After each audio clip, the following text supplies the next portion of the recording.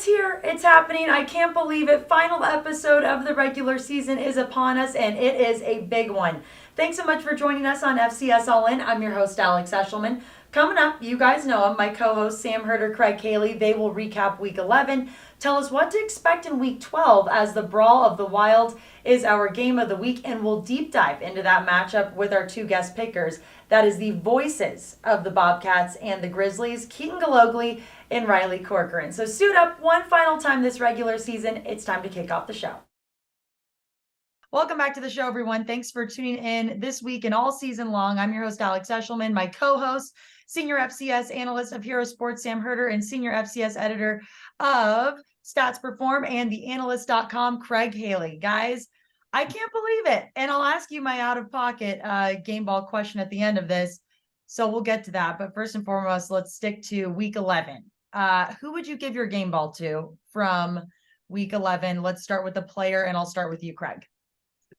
I'm going to go UC Davis, running back Lan Larison. He just destroyed Idaho State. 264 rushing yards, all 3 touchdowns in a 21-14 win. And the reason I point out Lan is he's been injured. He missed 4 games in a row. And it just shows you how much he could have done this year, because in his last 4 games with an interruption of injuries, he's been over 750 combined yards in those 4 games, 7 rushing touchdowns. He's been a workhorse, just phenomenal for Lan Larison. Montana State quarterback Sean Chambers, he did a lot with a little, meaning he completed all 4 of his passes for 119 yards and 3 touchdowns. He also ran the ball only 5 times, but he gained 75 yards and a couple of scores. And so, I mean, five combined touchdowns, with not a whole lot of attempts. So really impressive performance there for Sean Chambers. We'll talk more about Sean Chambers here coming up in the show. Hint, hint, game of the week. But let's stick to game balls. How about a team storyline that you would give a game ball to? Sam, I'll start with you on this one. Yeah, I'll give it to Nichols. They sealed up the Southland auto bid into the playoffs, which, we used to see Nichols quite a bit in the playoffs. They had a few years in a row in the later 2010s making the playoffs, but it's been a few-year drought for Nichols. They'll be back there this year by sealing up that auto bid after being picked to finish 4th, going back to the preseason. And so certainly exceeded external expectations and got back to the playoffs. What about you, Craig?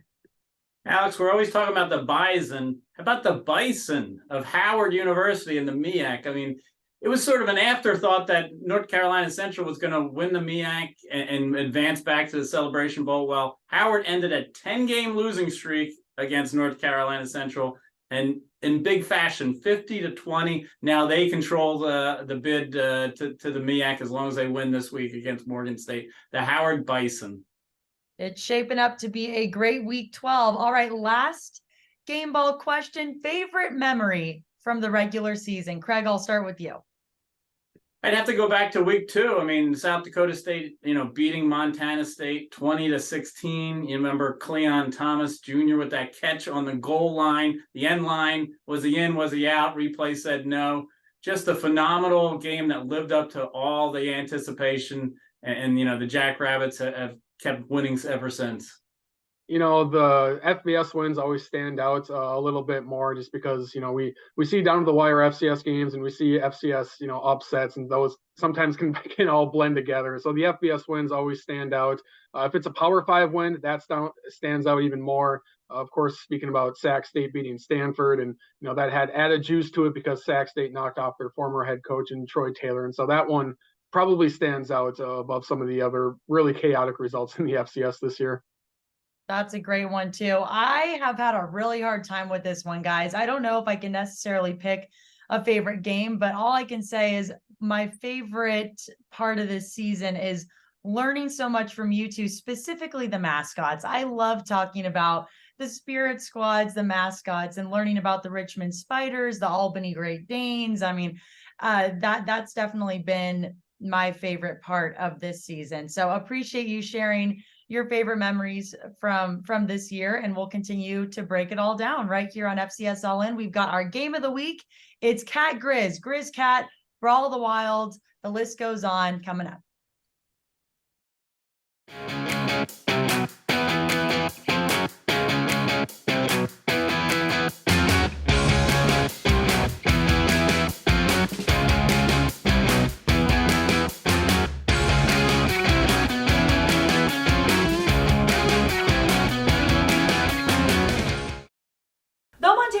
and Montana football have met 121 times. This year's rivalry game is shaping up to be their biggest yet. For the first time in the Big Sky's 60-year existence, whoever wins the Brawl of the Wild claims the conference title as well. This is also the first time that these programs meet while being ranked as two of the top 5 teams in the nation. However, no matter the year, the 4th-ranked Bobcats and the 3rd-ranked Grizzlies say this matchup is always one to remember. Growing up and watching the Brawl, it was always my favorite game of the year. So to be able to play in it has just been a blessing and a heck of an opportunity. It's been really cool. The people in Montana remember every single freaking play in these Cat Grizz games, man. To go out there and make plays in this game, and that's really how you leave a legacy. I mean, just thinking back to that game in 2018, all those guys are going to be remembered forever. While the Cats hope to leave a legacy, they also plan to find new ways to work around Montana's top-ranked scoring and rushing defense. We got to be unpredictable as far as where we're attacking, but we still have to be able to attack the whole width of the field. Specifically the defensive side, it is a battle of wills. We want to run the football, and they've been very good at stopping it, and something has to give, and our ability to find ways to run the football will be a huge key on Saturday. Now, a huge key for the Grizz is that they know their defense will be put to the ultimate test going up against the Bobcats offense that's ranked 1st in the Big Sky and 2nd nationally. Well, they find different ways to run the quarterback. I mean, that's kind of the basis of their offense. Chambers number 10 and Malott number 4. They blend those guys in and do a good job with them. You got to have great eyes. Everyone's got to do their job. One guy gets sucked in or sucked out, it can be a big play. So we're just gonna have to be disciplined and execute our game plan for sure. Kickoff is at noon Mountain Time at Washington Grizzly Stadium, and you can catch the live broadcast on ESPN+. From the snowy peaks of the Rocky Mountains to the Golden Coast in the Pacific Northwest, we've blazed our own path forward. We've climbed to the highest peaks. We've reached this summit despite all odds stacked against us. Through consistent hard work and fiery competition on the field of play and in the classroom, we've held each other to a standard worthy of our namesake. We are the Big Sky Conference, where experience is elevated. What excites you most about this matchup? I'll start with you, Craig. I always say it's the most fierce rivalry in the FCS. There's a lot of great rivalries, but boy, it wouldn't matter the records. I mean, there's just a competitiveness that builds throughout the year to this one. Obviously, the fan bases go back and forth in the stadium or on social media. I just think the atmosphere surrounding this game, and College Game Day even saw it last year firsthand. So I think that the atmosphere surrounding the game. Seems like the stakes just keep on building in this one, especially the last few years. I mean, there are some lean years there for Montana and Montana State in the 2010s, but in the mid 2010s. But recently, it's gone from the winner could be the 2 seed while the other one gets knocked out of the seeds, or maybe one is in the playoffs with a win, the other is out with a loss. But especially the last couple of years, it seems like the stakes in this one just keep on getting higher. Sam, I'm going to stick with you here. I mean, you've got the best scoring offense going up against the best scoring defense. That's Montana State best scoring offense, Montana best scoring defense in the Big Sky. You've also got the best rushing offense in the Bobcats going up against the best rushing defense with the Grizz. How will these two teams overcome just so much talent on both sides of the ball? Yeah, I think it's just executing whatever the game plan may be, and then making adjustments because in a matchup like these teams know each other so well. But they'll maybe throw some wrinkle in there, give them some look that maybe they weren't expecting. Pull some certain schemes, out of their back pocket that maybe they were saving, for this specific game. And so I think it's just executing. Each player doing their job. And then if each player does their job, then it's just good on good. And, whoever has the better talent, whoever has the better players, kind of each one of their individual scenarios, that winner will come out on top. I think that the Montana State defense has to really account for what Clifton McDowell has added to this team. I mean, they're just the Grizz are a entirely different team since McDowell took over behind center. So, he gives them a passing threat. Obviously, they have a lot of athleticism in him, and then the running game they have with Eli in the backfield. I just think they have to account for McDowell, because he can get the ball to like a Junior Bergen. And conversely, I think the offensive line of Montana State, it rates up there with the best in the FCS. Obviously, you kind of think South Dakota State and Montana State with their lines, but I just think you can't let that Montana State offensive line get going and suddenly the run game is on fire, and that's up to the top, the front seven of the Grizz defense. When the two games that the Bobcats have lost this year, they didn't quite have the running attack that they usually do. It was much lower than their wins. So I just think that front seven of the Montana defense has to really do a good job against the O-line. Key to the game for each team in order to get this one done. Sam, I'll start with you, and then we'll finish off with you, Craig. Yeah, I think just for both, it's being disciplined and being fundamentally sound in your tackling and, being disciplined and kind of your run gaps, the angles you're taking, your run pursuits, because both offenses can really make you hurt with some of the players they have out in space. I mean, you take a wrong angle on Tommy Mellott, or you're out of position on Tommy Mellott, he can hit the edge and, 10 yards, down the field just like that. And on the other side, I mean, Montana, Eli Gilman, one of the best young players in the FCS, he can bounce off tackles if you're not wrapping him up. Or Junior Bergen, they can get him in space. If you're not breaking down and tackling him, he can make you miss in the open field and take off. And so I just think, each team just needs to be really fundamentally sound in their tackling, because if you're a team, missing a lot of tackles against either one of these offenses, it could be a really long day for you. Craig? Yeah, I think you want to play with a lead in this game. Obviously, these are talented teams that can come back, but if you fall behind, if it's 7 and suddenly, it's a 2-score game, you're starting to go a little bit of because how good the other team is. I mean, these are just two of the best teams in FCS. So I think playing with a lead is important. The Bobcats can take away the crowd a little bit if they're running the ball consistently. Montana, with a lead, can really, emotionally be on a high, and the Bobcats are going, So I just think playing with a lead is very important. I don't want to get too ahead of my skis here, but I do think it's important to kind of touch on playoff implications with a win like this.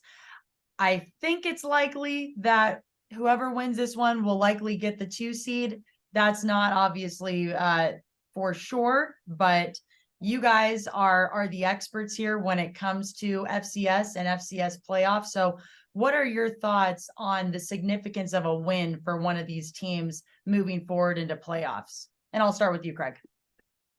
I think if Montana wins, I think they're going to be the 2 seed. This would be huge to beat Montana State on top of an Idaho win.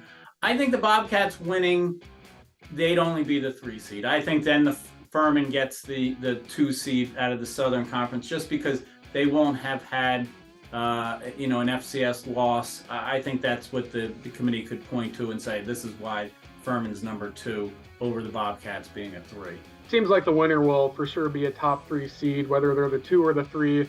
Kind of depends on how the playoff committee views things. I mean, they could view strength of schedule, and that would give the winner of this team an edge over Furman. They could look at just Furman's 3 ranked wins and being undefeated versus the FCS, assuming again that Furman wins, they might look at that and give Furman the edge as well for the 2 seed. And I think if South Dakota wins, they'll probably end up being the 4 seed behind these 2 teams and South Dakota State. But the Yotes might be a factor in this as well. I mean, they could be 9-1 versus the FCS, 4 ranked wins, top 20 strength of schedule. 3 of those ranked wins are against top 10 teams. I mean, USD has just as good of a resume as the Brawl, the Wild winner, and Furman. And so I don't think South Dakota will be a top 2 seed, but they'll at least be discussed, as far as being a top 4 seed in all of this scenario and in how it all unfolds.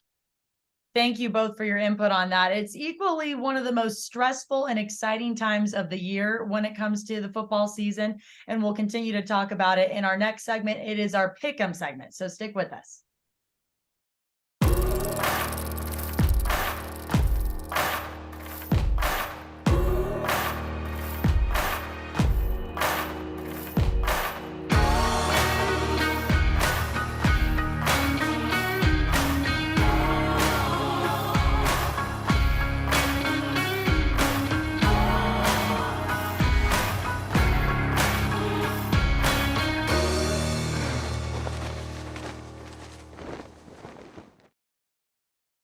Thanks so much for tuning in to our Week 12 episode of FCS All-In. It's time for our Pick'em segment. Alex Eshelman, Sam Herder, Craig Haley. All right, guys, we've got the game, Harvard at Yale. Who you got, Craig? I'm going to go with the Bulldogs at home, Yale.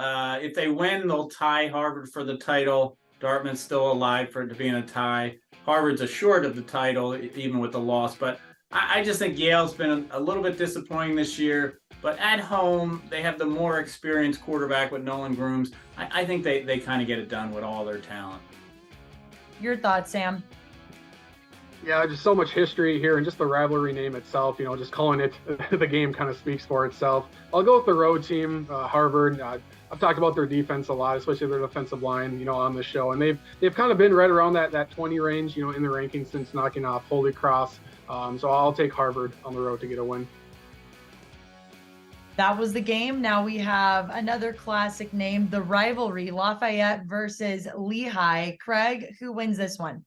Yeah, this is the 159th meeting of this game. It's the most played game in college football. The last 4 games, they've been decided by 7 points or less. They just go back and forth.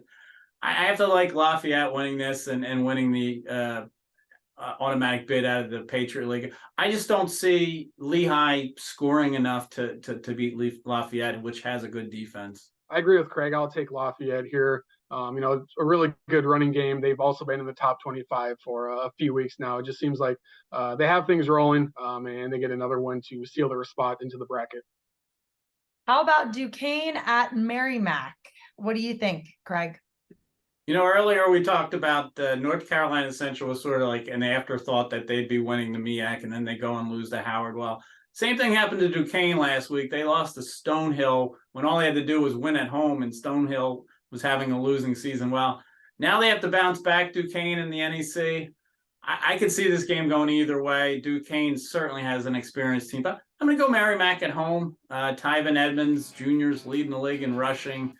Merrimack was in a big game to end last year against St. Francis. They weren't eligible for a playoff bid. They're eligible this year. I'm going to go Merrimack. Merrimack at home, Sam? Yes or no? We'll go with Duquesne, and this one is pretty straightforward as far as the winner. The winner here gets the auto bid from the NEC into the playoffs. I'll go Duquesne. I think they certainly had a wake-up call last week. They could have sealed it and kind of let that one slip, and so I think they'll be focused in and get a road win. But I do want to shout out Merrimack. As Craig mentioned, this is their first year being eligible for the FCS playoffs after transitioning from Division II. They were pretty competitive instantly, in the NEC, and now they're in a position to win the NEC and make the playoffs. But I still got to go with Duquesne to get the win here. Here's a fun rivalry nickname, the Capital Cup, Richmond versus William and Mary. Craig, who ends this one victorious?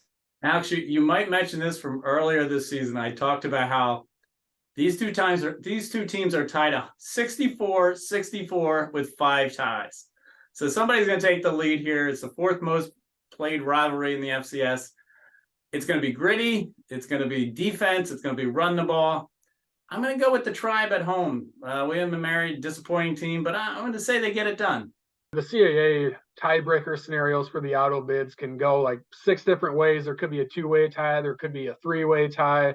If Richmond wins, there's potential there for a 3-way tie with UAlbany and the winner of the Delaware-Villanova game that, we'll be touching on next. And so, I don't know. I think it's a pretty even matchup. I'll still go with Richmond because I think they're playing so hot right now. But I also think the CAA seems to always be chaotic, and a 3-way tie or a 3-way tiebreaker for the auto bid just kind of seems on par for the CAA. And I think Richmond can make that 3-way tie happen with the win here. So, I'll go with the Spiders.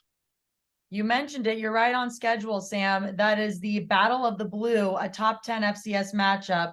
10th ranked Villanova heading over to face 7th ranked Delaware. Who you got in this one? I'll start with you, Sam.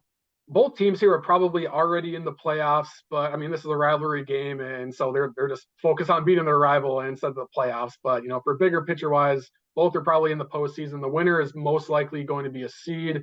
I'll go with Delaware. I think being at home will help them. I also think the loss that Delaware suffered a couple of games ago was certainly a wake-up call for them. They were undefeated versus the FCS for quite some time and then had a disappointing loss to Elon. Delaware has battled some injuries, especially offensively, but it seems like they've gotten their starting quarterback back. And so Delaware just seems to be playing really well these last couple of weeks, or last week especially. And I think they'll continue to play well this week and get a win.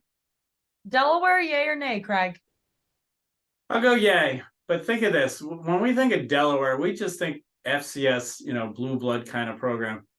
They've lost 8 straight times to Villanova at home. That's just phenomenal. I wish I had a coin right now to flip for my pick, but I'll go with Delaware at home. But boy, 8 straight losses at home to Delaware or to Villanova. The Blue Hens do not want to fall behind in this one and have that weighing over them. Sounds like Delaware is going to stop Villanova's road game winning streak, according to you two. All right, we have three more games, starting with North Dakota State going to Northern Iowa. Craig, who you got in this one? Well, speaking of winning streaks, North Dakota State 9 in a row against UNI. UNI really kind of blew it last week. They do, with a loss, they do have to win this one to force their way into the playoffs. They have a shot at home, but I don't know if they're going to be able to protect Theo Day enough here. I'll go with the Bison on the road. Bison, yes or no, Sam? I think I'm going to go with Northern Iowa. Prisoner of the moment last Saturday was probably leaning toward picking the Bison just for how good they looked in the second half. Meanwhile, Northern Iowa didn't look good at all in their road loss at Missouri State. But, I just think with 6 wins right now, Northern Iowa knows win and they'll get into the playoffs. So their backs are against the wall. It's going to be possibly a decent home crowd for Northern Iowa. And I also think they can, with Theo Day, if he can take care of the ball and some of the receivers they have, they can kind of pick on NSU secondary, which has been gettable at times this year. So I think Northern Iowa comes out swinging and they get a home win. All right, here we go. Down to 2. Central Arkansas going to Austin Peay. Who gets the dub here, Craig? I'm just going to root for another Hail Mary pass to end the game like Central Arkansas last week. Again, it go back and forth. I think the pass rush that UCA can have with Logan Jessup and David Walker could get to Mike DeLillo, who's had a great year, 27 touchdown passes, the Austin Peay quarterback. I'll go Central Arkansas on the road. Every week there is some wild finish when it comes to two teams from the United Athletic Conference playing, down to the wire games. And I think we'll see the same thing here. We'll go Austin Peay here at home. Potentially if they do win, Austin Peay would end the season on a 9-game winning streak. And so they are one of the hotter teams in the FCS. And, there's a lot on the line here for the playoff bubble. I think if because basically, the winner of this game is going to get the auto bid into the playoffs. I think if Central Arkansas loses this game, they're probably not going to make the bracket because they would only have 6 Division I wins. If Austin Peay loses this game, I still think they are going to make the playoffs with 8 Division I wins. And so whether the UAC is a 2-bid league or a 1-bid league, I think depends on this result. But I do think Austin Peay gets the win. They get the auto bid, and that turns the UAC into a 1-bid league into the playoffs this year. All right, here we go. Cat Grizz, Grizz Cat, Brawl the Wilds. The list never ends. All right, who wins this one? The Big Sky title for the 122nd rivalry game between these two. Craig, I'm going to start with you. Now, somebody should put Kirk Herbstreit on speed dial because they are missing the big one here. Where is College Game Day this year? Wow, what a way to end this regular season. I agree, Craig. I hope it's a great atmosphere. I hope it's everything that we're expecting it to be, and it probably will. I think the Montana State running game is phenomenal. I think that might be the difference in the end. They get it done in the fourth quarter. Tommy Mellott and Sean Chambers just you can't stop 2 half the time, and then with all the running backs as well. So I'm going to go the Cats on the road. Sam, Cats, yes or no? Atwa Grizz, what do you think? I'll go with Montana getting a home win. I think the home field advantage will play a huge part in this, but I also think beyond that, the momentum that the Grizz seem to be getting and gaining every single week, it seems like they're getting better with every single game. You couple that with, it had to have been a huge shot to the pride for Montana what happened last year at Montana State, allowing more than I think 400 yards on the ground. I think Montana will come with a good game plan to stop that run. They are a top 5 rushing defense. They got some veteran players on the defensive front and that linebacker that I just think they're going to probably have the game of their lives, and a Bobby Houck led squad where they are the underdog potentially in this game. I just think this has kind of the writing where Montana gets the win back in their column when it comes to this rivalry game. Thank you too, and thank you to everyone who has watched throughout this year. We'll be right back with FCS All-In.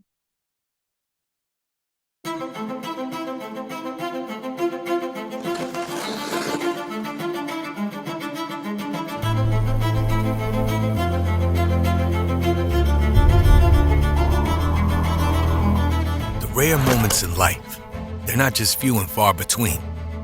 They're meant to be treasured.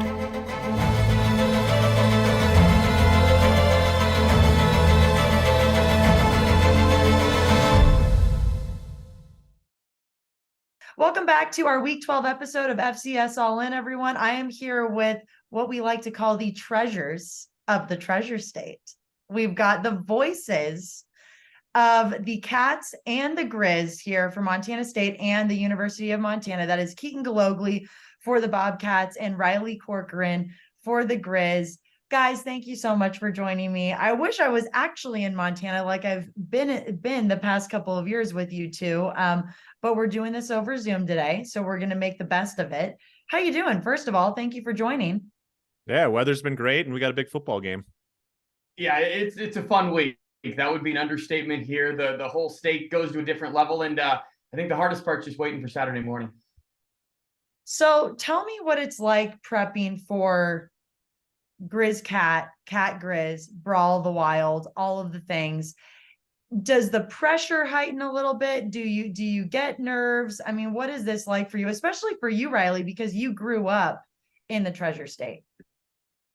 It's a surreal moment for me, Alex, every time that this Monday rolls around. I don't want to go coach speak on you, but you try and keep your process the same from a prep standpoint. There's just a lot more excitement. I wake up with more energy, and you really want to do this game the due diligence it deserves, right? I mean, there's so much history behind it. And as you guys both know, this state revolves around it for 51 weeks. What is going to happen here on Saturday will be talked about when Keaton and I go on the fundraising tours in the month of May and during the summer. It's all about, hey, you remember that play in the second quarter of the game? Man, that really flipped it. So every play, everything is magnified. And I think Keaton would agree with me on this, that you just really want to do this game, the diligence it deserves, because it is so special. And there's a lot of counterparts around the country that would pinch themselves to get the opportunity to call a game like this. Yeah, I think for me, it's honestly one of the easier prep weeks of the year. I'm kind of in my rhythm. I'm in late season form, and you can't help but keep an eye out what Montana is doing all year. And I'm somebody who likes to watch a lot of games, a lot of tape. Like I will watch the last game that our opponent played every week for sure. Sometimes I'll watch another one if I had the time or whatever. So I've seen Montana. I've probably seen 4 or 5 of their games now. So honestly, this week is one of the easier weeks because you're just so familiar with everything already. And I maybe check things 2 or 3 extra times because I know that the people who are listening, I'm not from here like Riley is. Like, I know the people who are listening, they might know the stats better than I do. So I want to make sure that I am 100% right because, the fact checkers are out there, as they should be, because if you're wrong, you're wrong. So yeah, honestly though, I find it a little bit easier just because I'm so familiar with everything. Very few times are you guys wrong, though. You both do an amazing job being the voices of these 2 programs. I want to know your favorite call from this year because, this isn't, the top 2 programs in the Big Sky right now, 2 of the top teams in the FCS. You haven't had a lot of negative moments, definitely within your season. So what's been your highlights? I'll start with you, Keaton, and then Riley, you can bounce off of him. I think the time I called a punt return for a touchdown. One of the things that I've been working on is the field geography. I had some trouble last year that space between the numbers and the hash. And I kept getting twisted up on that area. And sometimes I would say left sideline when they're a step outside the hash mark. So I had a little bit of an issue with that last year. And that was something I had been working on. And I was able to reach out to one of my broadcasting buddies who's doing NFL football now, Adam Amin, and ask him. I literally called him. I was like, yo, dude, I know you have a really short answer for this. Like, how do you reference that space of the field? He's like, outside the hash, inside the numbers. I was like, perfect. Thank you. That was literally all I needed. And that was one of the ones where I was able to catch it, and I was a little cleaner on the yard line, because that was something else that I've been working on and trying to get in. So, and I also had the best control over my voice. I didn't go over the top. I didn't stumble. I had control. It wasn't like straining my voice, which sometimes does happen in these big moments. So I had the most control over my voice. I had the best field geography on that call. And so this is really like inside baseball, like X's and O's for broadcasters. But for me, that was one that I hit all the things that I'm trying to hit on a big call. No, Keaton, I'm so happy you are kind of breaking that down for our viewers, because my last question prior to getting to our pick'em segment, where you're going to break down a number of FCS matchups, is going to be for advice for aspiring maybe student athletes or anybody who's watching that wants to get into your guys' field of work. Riley, what's your favorite call from this year?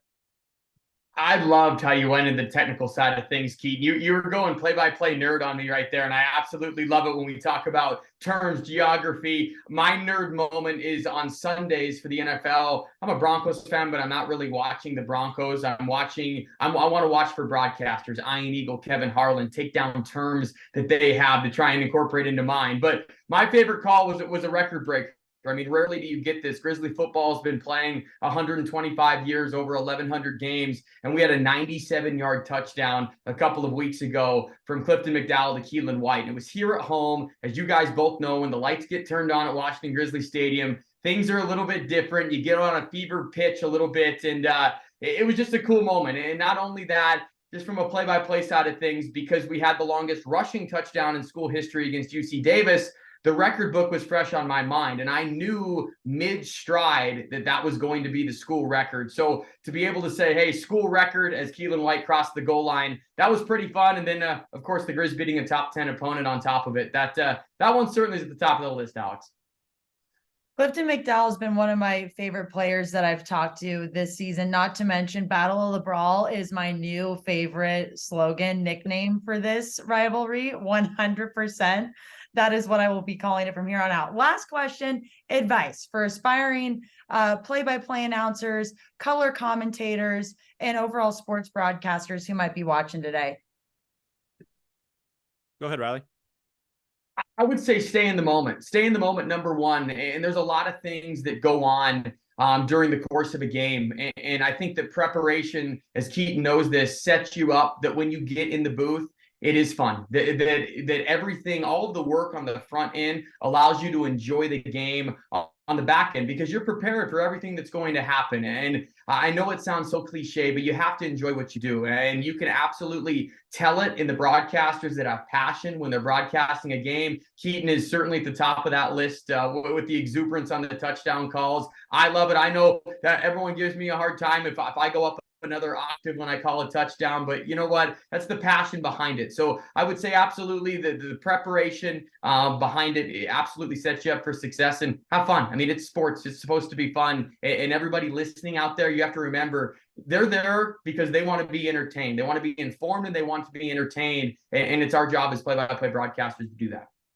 Yeah, the prep is everything. That's the entire backbone of this entire business. And, Riley had that perfectly with having the longest passing touchdown just a couple weeks ago. I would echo, you got to love it. If you don't feel like you can live without this, like, you shouldn't do it. Like, you have to like, this has to be your calling. It has to be a fire inside of you deeper than you knew was there, because this business is really hard. And I think that's something that people need to know when they're going into this. It looks really fun and it looks really easy from the outside, but it's going to grind you down. And if you don't have that fire, it's going to get extinguished pretty quickly. And you're going to be working long hours. You're going to be working every night, every weekend, every holiday. The preparation is monotonous. It is really, really hard. And the way you get through that is knowing that you get the game at the end of the week. So you have to have, a really true passion. And from there, you got to get your reps. The only way to get better at this business and in this job is by repping it out over and over and over and over and over again. You know, I was driving my first year out of college. I was driving 3.5 hours down to Fort Wayne to go do a Fort Wayne football or high school basketball game for $50 or $75, driving back up to Valpo, helping out on their broadcast, then going back up to Chicago and working, you know, as a delivery driver and waiting tables and doing that kind of thing. So, you know, that's what it takes just to break in and get going, because, you know, when you think about the numbers of this business, I think baseball is the easiest example of it. Is, you know, you got 26 active players on a roster, and those guys aren't going to be playing, most of them, for more than 2 or 3 years. You have essentially 60 jobs, 1 radio, 1 TV, that we're gunning for, and those guys and those women can be in those jobs for 30 years. So the numbers are really, really hard. And if you don't love it, you're going to get burnt out, and you're not going to put the prep that needs to go into this. So just make sure that this is really, really, really what you want to do, because it's really hard. And if you love it, it's worth it. But it's a challenge, and it takes a toll. All right, guys, thank you so much for your advice, your input. So happy to have you on the show. It's time for the Pick'em segment, so let's get right into it. First and foremost, we've got the game. Harvard at Yale. I'll start with you, Riley, and then we'll go to you, Keaton. I'm going to go with Harvard on this one. They've had a great season. They had one glitch up kind of in the middle of their season, but they've got their sights set on Ivy League championship. So I'm going to go with Harvard. I know Yale's going to try and ruin their season, but I'm going with the Crimson. Yeah, even though Harvard shares colors with the Grizz, I will pick Harvard for number 139. They're getting great quarterback play. Jaden Craig's coming off of career high completions. I think they've got enough there to get it done. Oh my gosh. Hey, you know what? You can't deny that the crimson red, I think, looks, it's a color that looks good on everyone. So I will say that. I love the little dig though there, Keaton. That's fun. We're making it fun. Moving on. The rivalry, Lafayette at Lehigh. Who you got, Riley? I'm going Lafayette. They've had a great season, and I think everybody came into the year talking about Holy Cross, and that Holy Cross was going to be the team that, shoot, I remember back in September, are they going to be a seed? Could they be a top 4 seed? And all of a sudden, it's been Lafayette. It's flipped the script on the Patriot League. So I like the mojo they've had. You get this close to the finish line, you just feel like it's kind of a team of destiny moment, and that's how I feel with Lafayette this game. Yeah, their rushing game is going to win this one against Lehigh. I mean, Jamar Curtis has been a beast, and Lehigh struggled to stop the run. I think this one's an easier one to pick. Give me Lafayette. Duquesne at Merrimack. Riley, go. Oh, for the NEC. Okay, now this one's going to be a little bit more off script for me. I visited Pittsburgh last year, and the Grizz played Duquesne to open up their basketball season. So I've got a little bit of a soft spot for them. Their stadium, let's just say Duquesne Stadium's a little bit different than the stadiums here in Montana and Montana State. It's kind of out in the open mall area down there in downtown Pittsburgh. But Duquesne hasn't been to the playoffs in a long time. And again, much like Lafayette, kind of that team of destiny a little bit. So give me the Dukes. See, the Dukes have turned the ball over a little bit. They've thrown a few interceptions. Merrimack has, they've picked the ball off 9 times. Their defense has. I'm gonna give it to Merrimack here. They're at home. I think turnovers are going to be the difference. Next up, Capital Cup, Richmond at William and Mary. What do you think?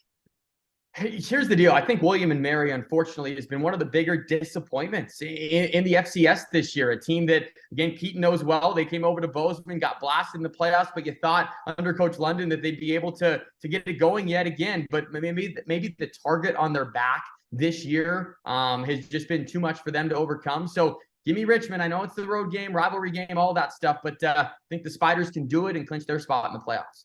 Yeah, I wanted to pick William and Mary in this game. I really did. But when I looked at it, Richmond's just too hot. I mean, they had their hiccup. They've got 3 straight blowouts under their belts. It just feels like they've got everything churning in the right direction. Give me Richmond, even though they're on the road.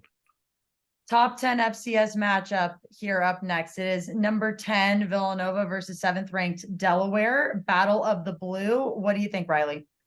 You know, I might eat my words on this one, but I kind of feel Delaware is a team that's been overrated most of the season, and they don't really have any quality wins. When you look at their resume, yes, they've been solid, but Villanova is a team to me that's been flying under the radar, and I think that they could backdoor their way into a seed here. So although, rivalry game on the road, as Keaton and I are going to find out here this weekend, you can throw some things out the window, but give me Villanova. I think Villanova is going to do it.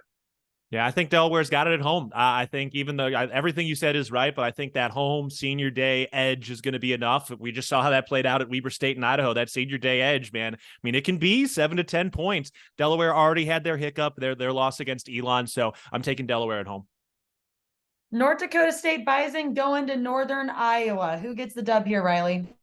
Northern Iowa, they just continue to be the most puzzling team in the FCS to figure out, right? They can have a 27-point blowout win against a potential playoff team and then absolutely lay an egg like they did last week. So it's hard to figure out. The Unidome's a tough place to play, but I think North Dakota State maybe found something last week against Southern Illinois. They've been looking for a marquee win. They got it. I know they're going on the road here, but North Dakota State, potential outside shot at a seed, but I think the Bison, the tradition that they've got there, they know how to play here in the month of November. So give me North Dakota State on the road. I'm going to take UNI. They've been up and down. I'm going to take them high. Theo Day is going to, I think he's going to put up a big game here. And, NDSU's lost a little bit of their shine this season. I'm sure they're going to put up a big fight, but give me the passing attack of UNI. I think this is going to be one of their up games.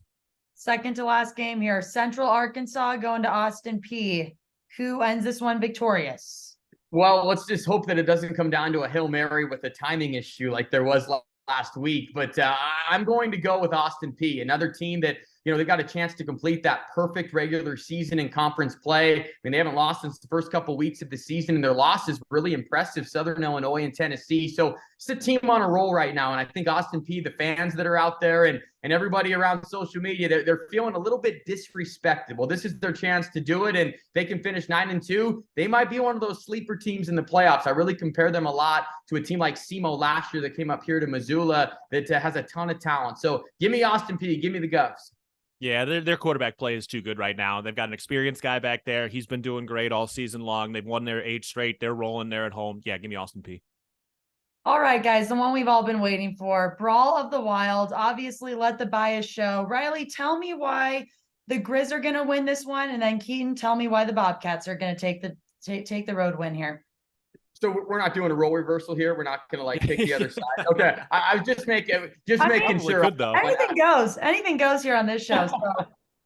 Well, there's a couple things here, Alex, that I really like for this Grizzly team, especially compared to last year's team, because I know a lot of people want to talk about what happened in this game last year. But if we're going to do that, we have to remember what happened the last time the game was here in Missoula, and that was a blowout in favor of Montana, where they held the Cats to under 100 rushing yards, their lowest total in 51 games. So obviously the heavyweight matchup of this is the Bobcat running game against the Grizzly rush defense. Can Montana's rush defense figure it out? Because Montana State gave them a lesson last year on what to do. So not only that heavyweight matchup there, who's going to be able to stop the run, I think the difference in this game for Montana is their balance on offense. What they're able to do with Clifton McDowell. He leads a charge where they've had now 10 games this year. They've had more passing yards 5 times. They've had more rushing yards 5 times. So they can attack you from a couple different angles. The special teams factor of Junior Bergen in the field position game. Montana's had 1 possession in every game this year that started in opposing team's territory. Can that continue? That could be something that could flip the script. And then finally,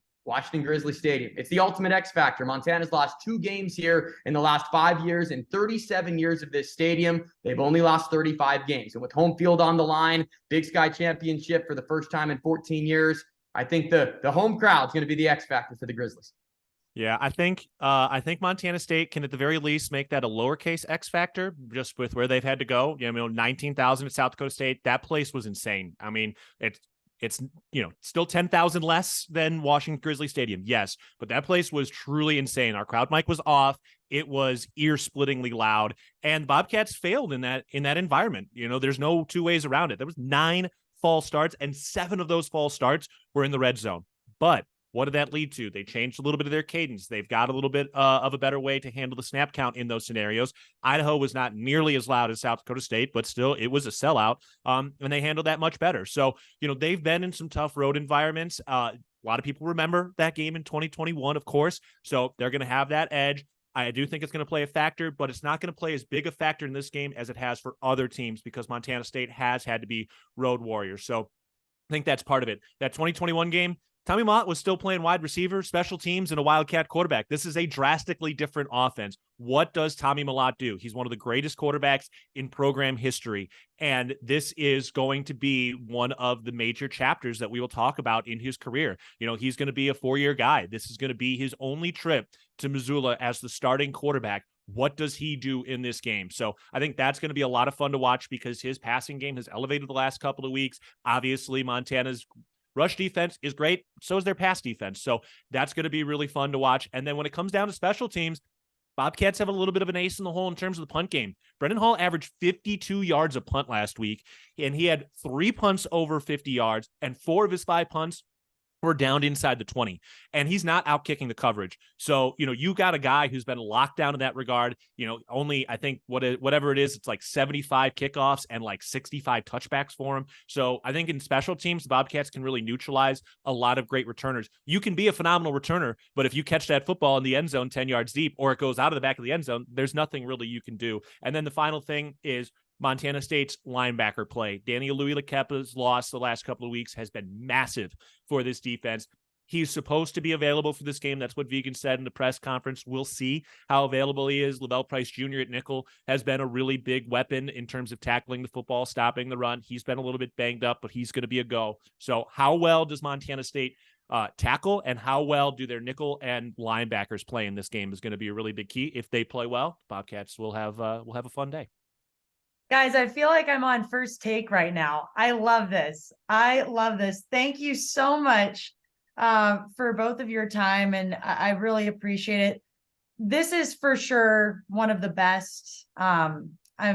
If you haven't experienced this rivalry, you are missing out 100%. So I really appreciate the both of you putting some light on it and giving us some great insight. Best of luck to both of you on the call this Saturday, and I'll be there, so I'll be sure to say hello to you both. Can't wait. Well, look forward to seeing you, Alex. Thanks for having us. Well, guys, on behalf of Sam Herder, Craig Haley, and I, we want to thank you very much for joining us every single week on FCS All-In. It's meant the world, and it's not goodbye. It's even about a month or so from now. We've got a national championship preview episode coming at you prior to the game in January. So be sure to follow Sam, Craig, and I. We will keep you updated on social media as to when and where that airs. But for now, enjoy your final weekend of regular season play. Thank you so much again, and we'll see you soon.